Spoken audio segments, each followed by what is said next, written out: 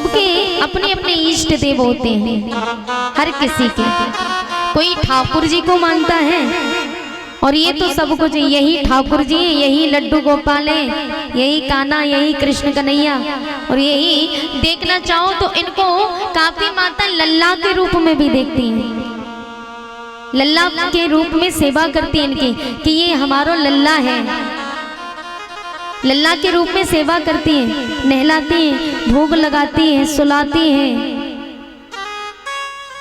तो जिसकी जैसी भावना होती है वो वैसे प्रभु को देखता है। और प्रभु भी ऐसे हैं, भावुकता से भक्त के बस में आ जाते हैं। तो हम कैसे कह दें कि भगवान हमारे शत्रु हैं, लेकिन फिर भी लोग भगवान को कोसते हैं। इस संसार में ना जाने कितने लोग हैं जो भगवान को गालियां देते हैं। अरे जरा सा कष्ट क्या आया, प्रभु को गालियां देने लगे, प्रभु को कोसने लगे।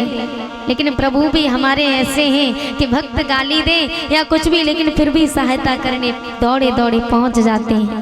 बोली ठाकुर जी महाराज की। हर किसी के अपने अपने इष्ट देव होते हैं। कोई दुर्गे मैया को मानता है, कोई ठाकुर जी को, तो कोई हनुमान जी को, कोई राम जी को, कोई विष्णु भगवान को। लेकिन राम और कृष्ण और विष्णु नारायण ये हैं सब एक ही, लेकिन इनके रूप अलग अलग। भगवान ने रूप धारण किए थे, लेकिन ये हैं एक।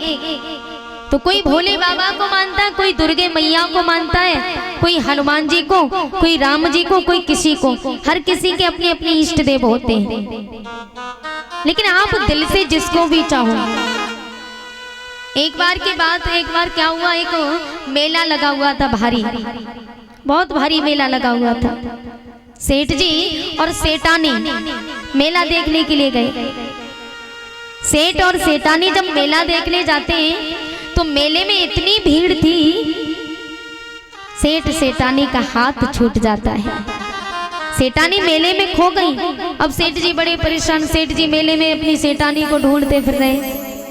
ढूंढते ढूंढते सेठ जी राम जी के मंदिर के सामने आ गए और वहां बैठ करके रोने लगे।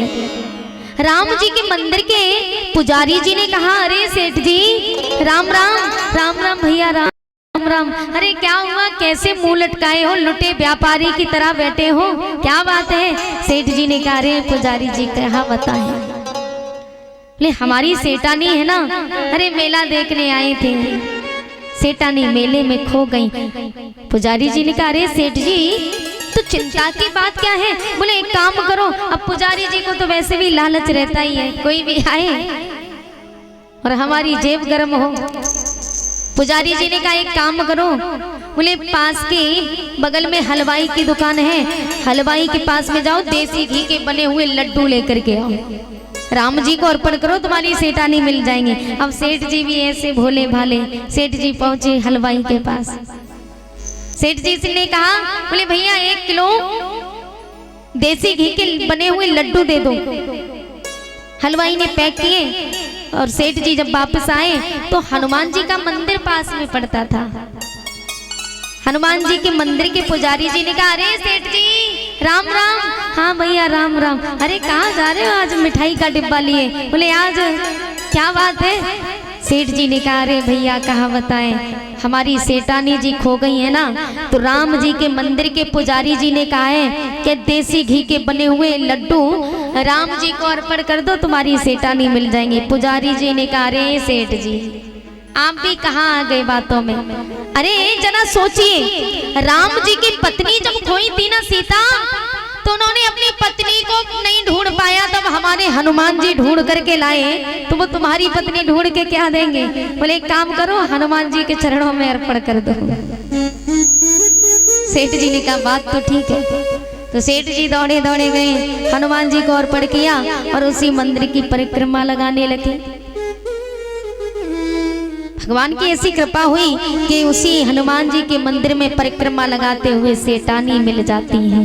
बोलिए हनुमान जी महाराज की। तो कहने का भाव ये है, जो जिसको मानता है भाव होना चाहिए हृदय में।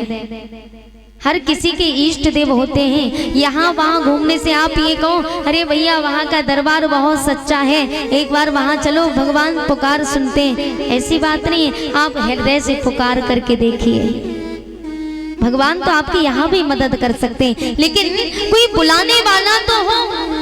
हृदय से पुकारो।